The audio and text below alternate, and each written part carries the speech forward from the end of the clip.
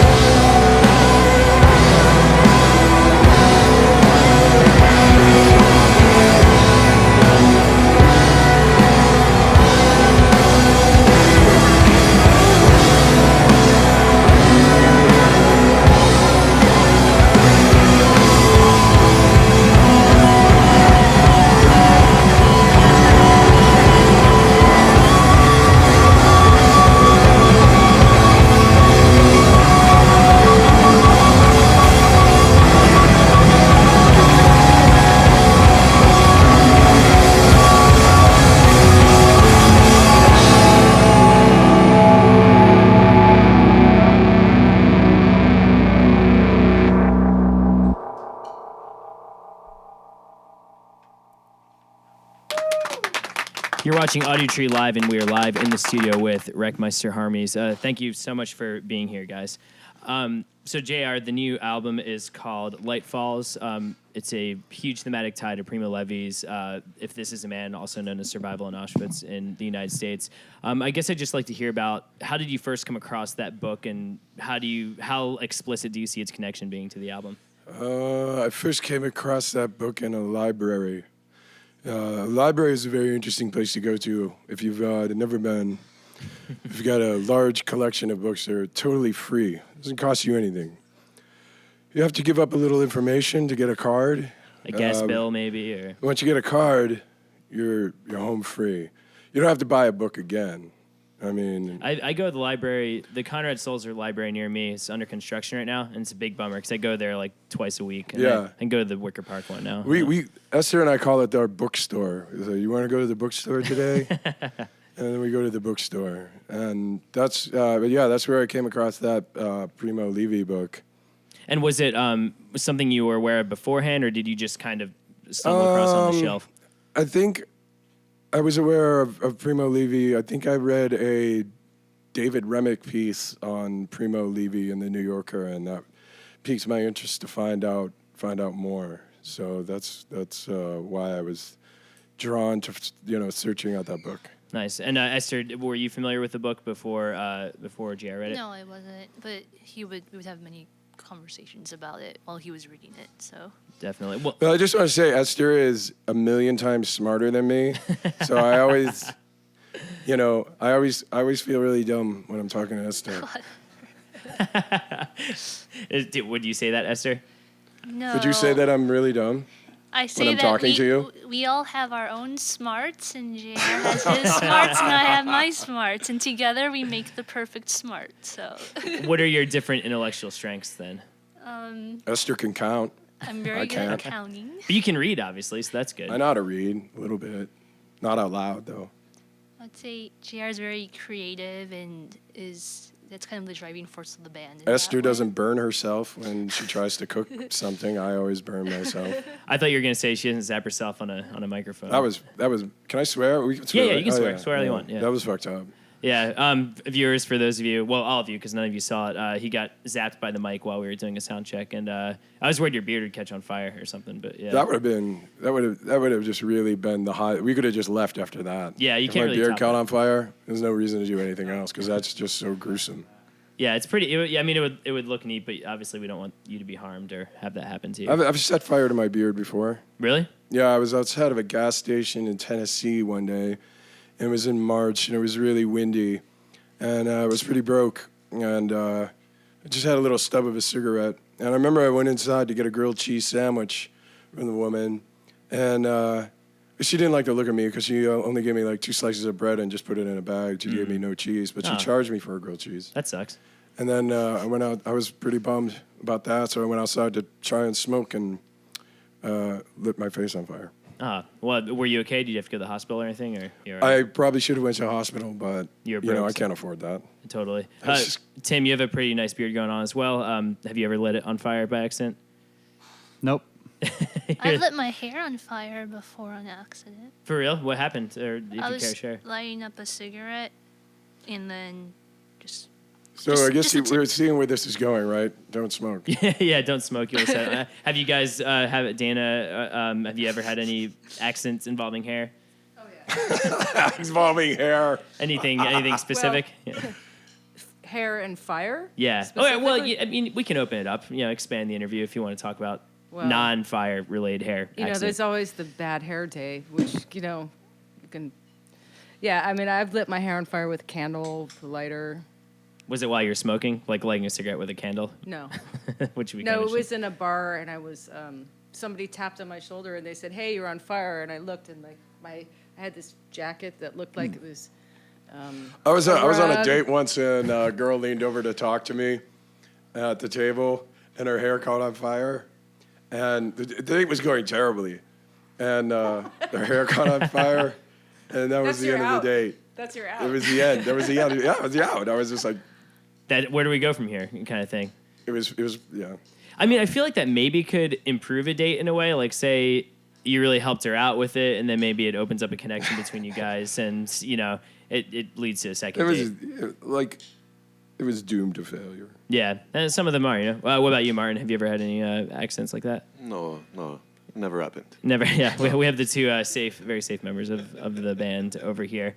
And this lineup is semi-new to you just for the tour, right? It's just you two on the album, and then you brought these guys in. Well, no, Tim's on the album. Oh, Tim is too, yeah, for drummer. Well, so when Tim's really important to the album. Tim's the one who recorded the album, mixed it, spent a lot of many hours and much care and attention to this record. And without Tim, this record wouldn't even be this record. So Tim is the MVP. Yeah. Of the record. I sure. wish I could pay him. Yeah. Well, what he's worth. Maybe one day, Yeah. What? Were we gonna go rob a bank? Maybe. You and me gonna Why go not? rob a bank when we get out of here? I mean, you almost lit your beard on fire, so why not go there next, Keep it really adventurous for today. Well, with bringing in Martin and Dana then, what were sort of the challenges, I guess, like figuring out the arrangements and everything? Did it come pretty naturally, or was it just a lot of rehearsal, gearing up for this tour? The biggest challenge You don't really rehearse. The biggest Ever? challenge There's no with, rehearsal, yeah. with bringing in Martin is he's very handsome, and he speaks French. And I can't speak French, and Will be good for the Europe tour. Yeah, you can let him take. and he's kind of like a secret weapon because he can speak French. And then the challenge with Dana is her primary language is German, and Do you speak German? I can't speak German. And then this also opens up a whole other can of worms with Esther and I when we're at home. Esther speaks fluent Mandarin, and I can't speak I could barely speak English. So it's a very that challenged the language difficulties between all of us. Tim, do you speak any other languages or not? Nope. Nope. He speaks Canadian. Eh? But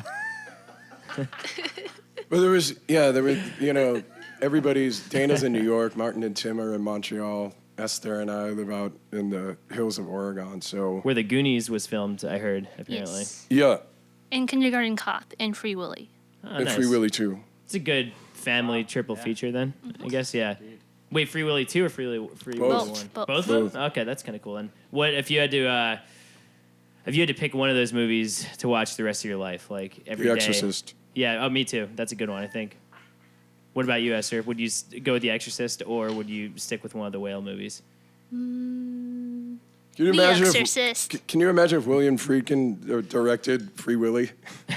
Free Willy Wait. as What kind of fucked up scenario that would possessed. end up being? I mean, it could be like a really good car chase if you wanted to draw from French Connection. Like have a car chasing after a killer whale Oh in the ocean. man, French connections. or a possessed killer whale. Oh, that could be good too. Yeah, you see its eyes killer whales are weird because they have those white spots on the side of their head, which aren't the eyes, but you can't really see their actual eyes. So maybe the spots have something gross happen to them. I was if thinking it's where it possessed. would spit out a lot Like more. pea soup. Yeah. Yeah, whales are pretty big, so that could definitely make for some really repulsive special effects, I think. I'm trying to think if they've done a really scary whale movie. I guess that movie Orca back in the 70s. You guys know Orca? Yeah, it wasn't a whale, but there was this scary movie called Poltergeist. I remember seeing that. It was pretty frightening. It's not a whale, but it's a television. It's a television. Yeah. That one monster that comes out of the television that could be whale-like a little bit. Jaws, I thought, was very frightening. Do you remember? Do you remember when you saw Jaws for the first Yeah, it time? was awful. It was so... How long ago was that? Was it recently? That I saw Jaws? Yeah. No, how old were you when you saw Jaws for the first time? I don't know. When did it come out? Like 75. 1976 Yeah. or something? So... I was 40. At that time, Yeah. I at saw that it when I time was I a remember kid, because I yeah. had just turned 40 in 1976. But wait, you said were you saying remember the first time you saw Jaws it was some memorable experience between you two, or No, were you no. just Oh, asking no, him? no. Yeah, I think Tim, he was just... Tim and I really don't care for each other Yeah. very much. Yeah. We would never see a film. We would together. never, spend time Yeah. together. Yeah. You're I guess Charlie Watts and Mick Jagger I heard don't like each other. I don't think any of the Rolling Stones No. like each other very Yeah. much. It's more like he's Lou Gehrig and Oof, harsh, man. I'm more like Bud Abbott. Okay, cool. I think I don't understand the analogy. Isn't Well, Lou Gehrig was a guy from- fantastic baseball player, and I believe Abbott Bud was a Abbott comedian. was responsible for a famous dying. baseball routine okay. called "Who's on First." So wow, okay, that's so my that was a comparison. really Sorry heavy- that went that over was your a- head. We all Baseball have and different comedy, just- smarts. It's just going to fuel the tension for the rest of the tour then. Well, hopefully we can put the differences aside and go into another I song, love shall you, we? Tim. I love you too, man. See, it's over, just like that. I know, I feel so awkward and tense now from seeing you guys have this fallout. But hopefully you can make it up during this next song, maybe. Sonically, make it up. Okay. Here we go.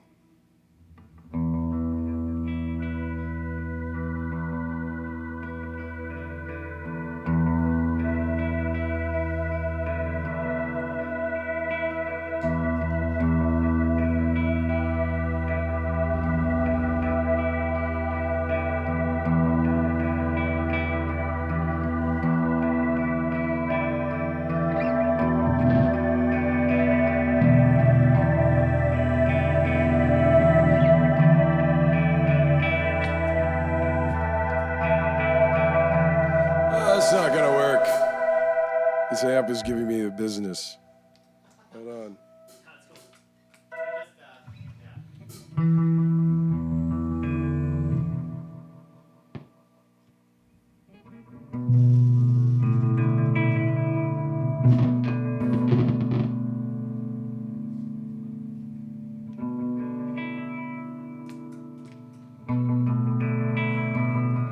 Obviously gonna do it without that amp.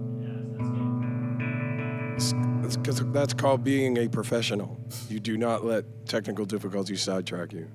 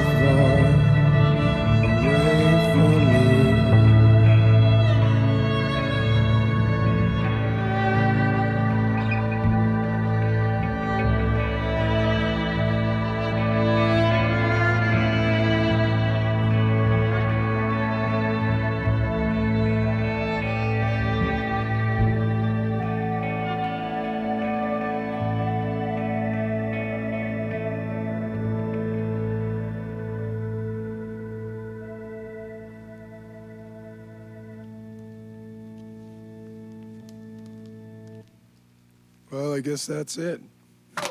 You've been watching Audiotree Live, and we have been in the studio with Wrekmeister Harmonies. Thank you guys so much again for being there. If you want to support the band, you can obviously pick up their latest album, Light Falls, and they are currently on tour for just a little bit longer. And as always, you can download their session from our website. And if you want to reach out to Audiotree, feel free to give a shout out on social media. We want to thank Lights and Sound for making us look good. Well, Lights for making us look good on camera. We want to thank all the people in the sound booth for making us sound good, the engineers. And of course, we want to thank you for watching as always. Until next time, this has been Audiotree. Take care and be safe. Bye-bye.